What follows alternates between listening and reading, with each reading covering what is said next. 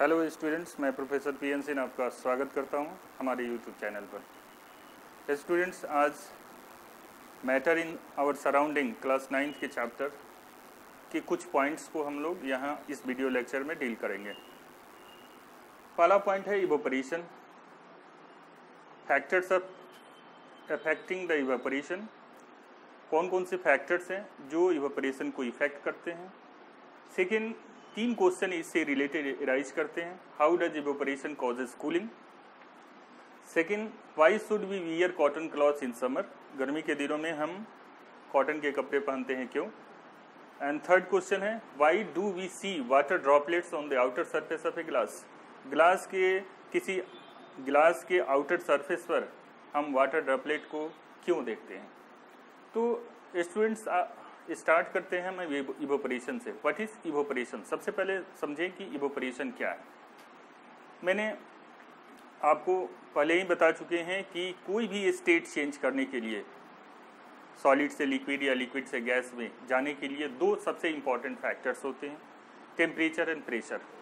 जब भी कहीं टेम्परेचर अप्लाई करेंगे या प्रेशर अप्लाई करेंगे तभी स्टेट चेंज हो सकता है, नहीं तो नहीं चेंज हो सकता है। तो किसी लिक्विड को वेपर में चेंज करने के लिए टेम्परेचर अप्लाई करते हैं। जैसे ही टेम्परेचर गेन करता है कोई लिक्विड, वो इवोपरेट होना शुरू हो जाता है, उसमें इवोपरेशन शुरू हो जाता है। एग्जाम्पल के तौर पर हम देखते हैं, कोई कंटेनर ले लें आप।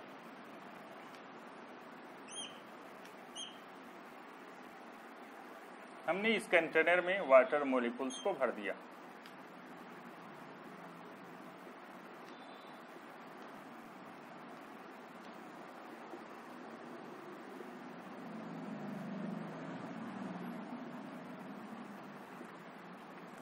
जैसे ही सनलाइट इसके ऊपर पड़ता है, सनलाइट आता है, सबसे पहले वाटर का जो सरफेस एरिया है हीट होगा।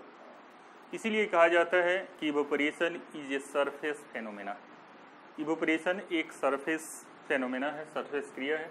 जैसे ही इस पर टेम्परेचर पड़ेगा, सबसे पहले वाटर मॉलिक्यूल्स की ऊपरी परत हीट होगी, और जैसे ही हीट होगी उसमें जो प्रेजेंट वाटर मॉलिक्यूल्स है उनकी काइनेटिक एनर्जी बढ़ जाएगी। और जब काइनेटिक एनर्जी बढ़ जाएगी तो मॉलिक्यूल्स के अंदर जो फोर्स ऑफ अट्रैक्शन है उसको वो ब्रेक कर देगा, तोड़ देगा, जिसके कारण काइनेटिक एनर्जी को पूरी तरह से फोर्स ऑफ अट्रैक्शन को काइनेटिक एनर्जी पूरी तरह से ओवरकम कर देगा, जिसके कारण से ये यहाँ से वेपोराइजेशन स्टार्ट हो जाएगा।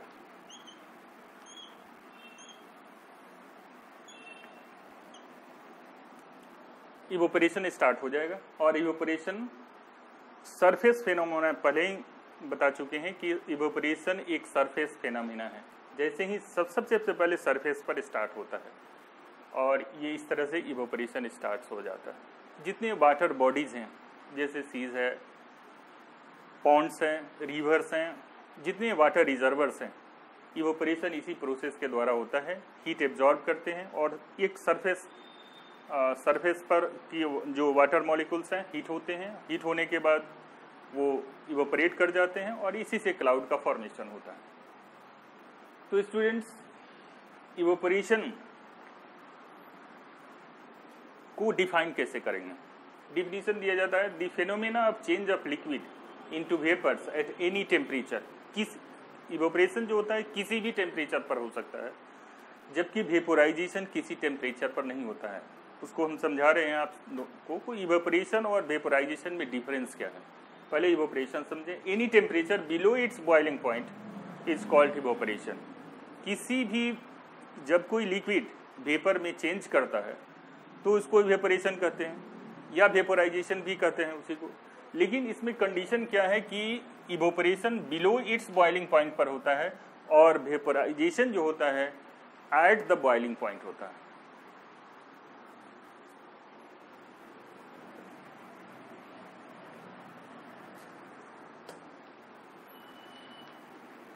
वेपोराइजेशन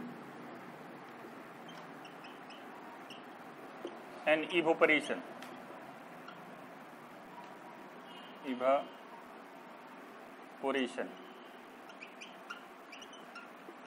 दोनों में डिफरेंस क्या है।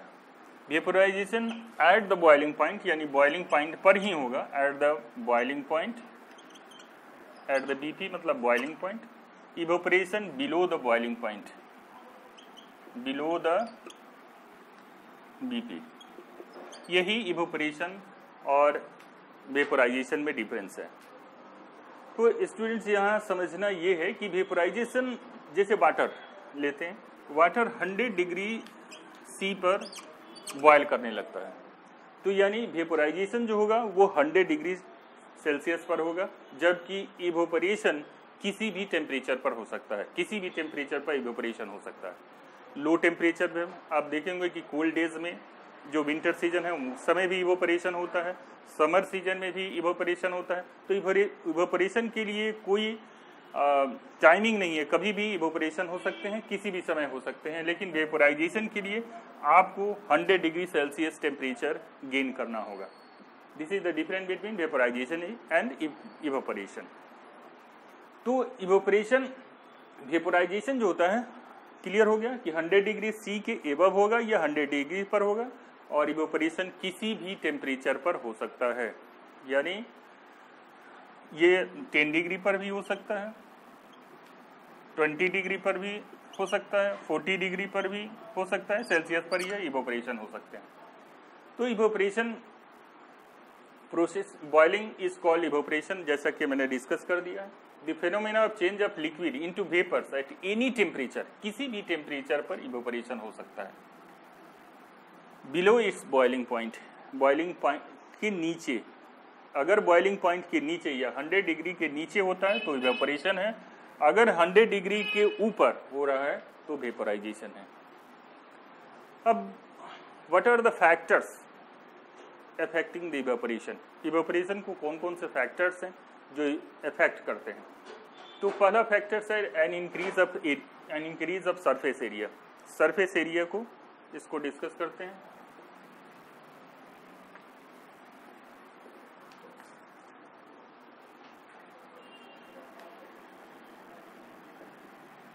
An increase of surface area,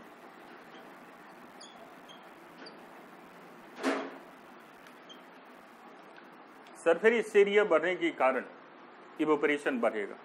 जैसे आप सिंपल एग्जाम्पल है, जैसे वेट क्लॉथ, कोई कपड़ा है जो भींगा हुआ है, उसको अगर इसी तरह से मोड़ करके हम सनलाइट में रख दें तो सूखने में ज़्यादा समय लगता है, जबकि उसको पूरी तरह से फैला दें तो आसानी से सूख जाता है। जैसे ही फैलाते हैं सरफेस एरिया बढ़ जाती है, और जब surface area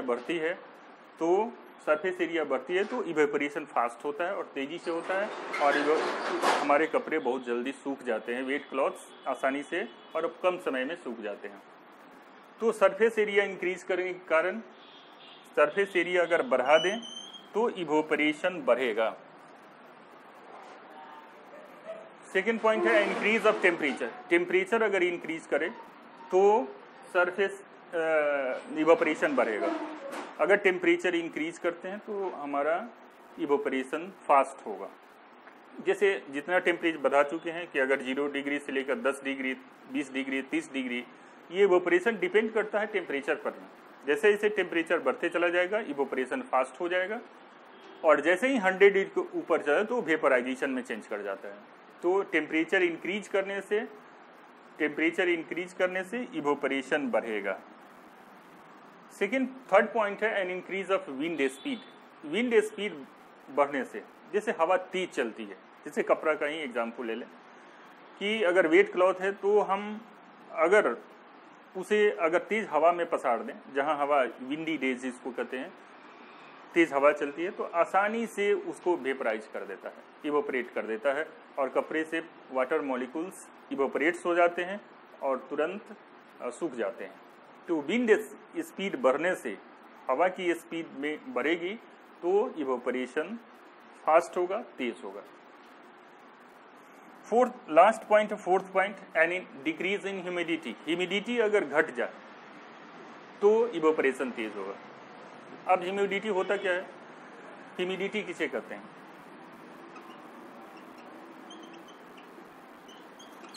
water vapour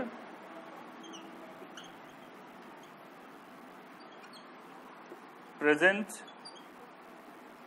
in air is called humidity.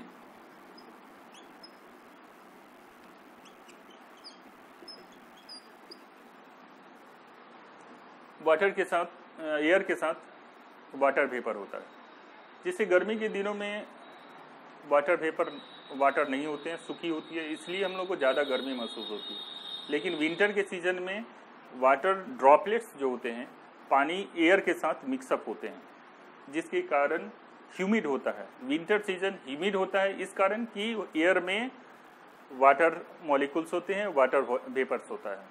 Summer season शुष्क होता है, ड्राई होता है, इसलिए कि वाटर वेपर उसमें कम होते हैं। वाटर वेपर की कमी के कारण ही वो एयर ड्राई होते हैं और हमें गर्मी महसूस होती है। जबकि जाड़े के दिनों में हमें ठंडी इसलिए महसूस होती है कि एयर में वाटर ड्रॉपलेट्स पाए जाते हैं, यानी वाटर वेपर्स पाए जाते हैं। अब ह्यूमिडिटी, वाटर वेपर्स को ही ह्यूमिडिटी पर, एयर के अंदर जितने वाटर वेपर पाए जाते हैं उतनी ही ह्यूमिडिटी मानी जाती है। तो ह्यूमिडिटी अगर डिक्रीज करे, वाटर वेपर एयर में कम होगा तो इवेपोरेशन तेज होंगे, इवेपोरेशन अच्छा होगा। तो ये 4 पॉइंट हमने एक बार फिर से डिस्कस कर लें। An increase of surface area, अगर सरफेस एरिया बढ़ा दें तो इवेपोरेशन तेज होगा। जैसे ही कोई चीज़ वेट चीज़ों को फैला देते हैं तो इवेपोरेशन तेज होता है। जैसे मान लो कि पानी एक गिलास में रखे हुए हैं और गिलास के वाटर का सरफेस एरिया कम है तो इवेपोरेशन यहीं से होगा। लेकिन वही वाटर मोलिकुल्स अगर बड़े एरिया पर रखे गए हैं तो सरफेस एरिया इसका यहाँ से यहाँ तक हो जाता है तो इवेपोरेशन तेज हो जाएगा। तो सरफेस एरिया बढ़ाने से इवेपोरेशन फास्ट होता है, इवेपोरेशन इंक्रीज करता है। Second, increase of temperature, temperature ज़्यादा मिलेगा। अगर टेम्परेचर जैसे जैसे टेम्परेचर इंक्रीज करता है वैसे वैसे इवेपोरेशन तेज होती है। An increase of wind speed, अगर हवा की गति तेज होगी तो इवेपोरेशन फास्ट होगा। फोर्थ पॉइंट है an increase of humidity and decrease of humidity, humidity अगर डिक्रीज करती है तो इवेपोरेशन फास्ट होगा। यानी ह्यूमिडिटी को समझाती है कि वाटर वेपर, ह्यूमिडिटी है क्या, तो water vapour present in air is called humidity. हवा में जो वाटर वेपर्स होते हैं उसी को ह्यूमिडिटी कहते हैं। तो ह्यूमिडिटी बढ़ने से इवेपोरेशन, अगर ज़्यादा ह्यूमिडिटी हो जाएगी तो इवेपोरेशन कम हो जाएगा। तो ह्यूमिडिटी को डिक्रीज करना होगा तभी इवेपोरेशन तेज होगा। नेक्स्ट क्वेश्चन पर चलते हैं। क्वेश्चन क्या है? How does evaporation causes cooling?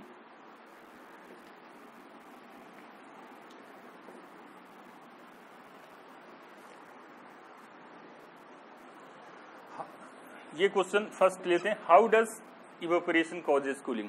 किस तरह से इवेपोरेशन के कारण ठंडक महसूस होती है? अब जैसे मैं मान लीजिए पहले एग्जाम्पल लेते हैं।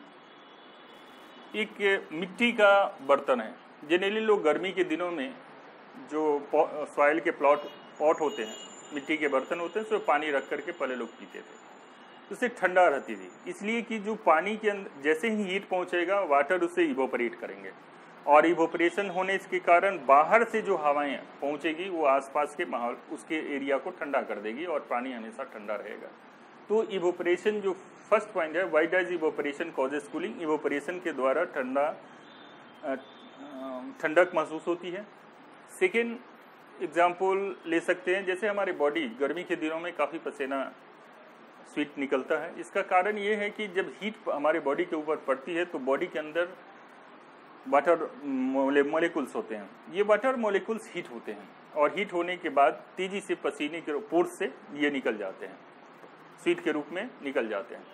तो इसके कारण जब पसीना निकलते हैं तो हमारी बॉडी ठंडा हो जाती है, कूल हो जाती है, क्योंकि हीट जो है वाटर वेपर्स के रूप में चेंज होकर के बाहर निकल जाता है।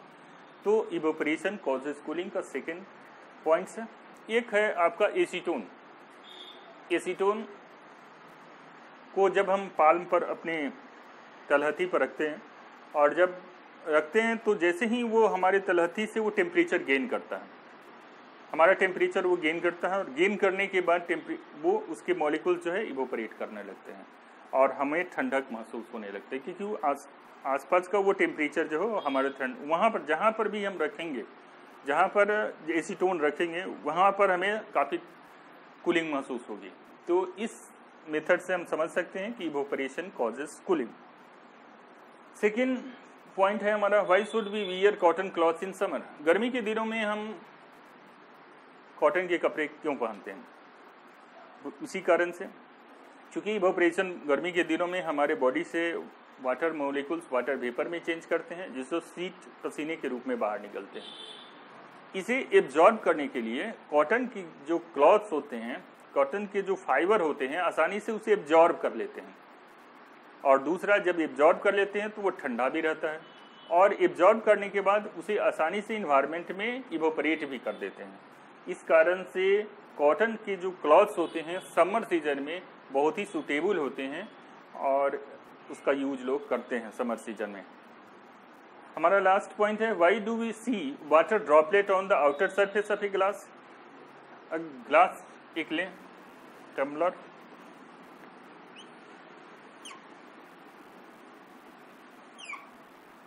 ग्लास में मैंने कोल्ड वाटर भर रख दिया,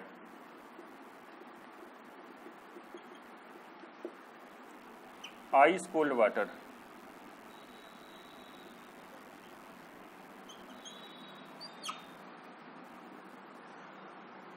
कहीं भी रख दिए, टेबल पर भी रख दिए। तो यहाँ तो काफ़ी लो टेम्परेचर है, क्योंकि आइस कोल्ड वाटर का टेम्परेचर यहाँ लो होता है, लेकिन उसके जो इन्वायरमेंट है चारों तरफ टेम्परेचर हाई है। तो जैसे ही ये टेम्परेचर ये गेन करेगा, ये इवोपरेशन शुरू हो जाएगी, यहाँ से ये इवोपरेट करेगा, जिसके कारण यहाँ ये आउटसाइड से इन्वायरमेंट से एयर इंटर करेगा इसको दीवार पर, और एयर में बता चुके हैं कि एयर में वाटर वेपर्स होते हैं। ये एयर जैसे ही वेपर वाटर वेपर यहाँ पहुँचेगा ग्लास, चूँकि ये कूल एरिया है, काफ़ी कूल है, तो जैसे ही वाटर वेपर है वाटर ड्रॉपलेट में चेंज कर जाएगा, और गिलास के ऊपर आपको पानी की छोटी छोटी बूंदें दिखाई देगी यहाँ पर।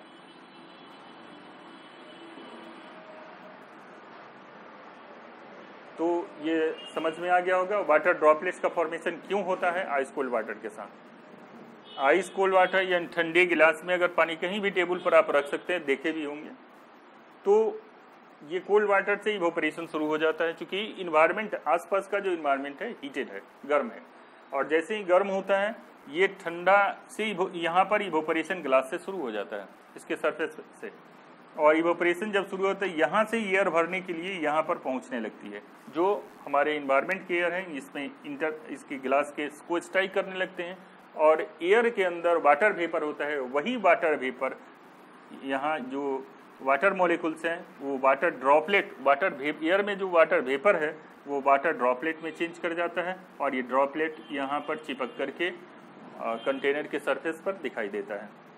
तो students, evaporation, factors of affecting evaporation, और why does evaporation causes cooling, why should we wear cotton cloths in summer, and why do we see water droplets on the outer surface of a glass। इस point को आप अच्छी तरह से समझ गए होंगे। तो स्टूडेंट्स, मेरे इस वीडियो को लाइक करें, चैनल को सब्सक्राइब करें, और जितना हो सके शेयर करें। Thanks for watching the video.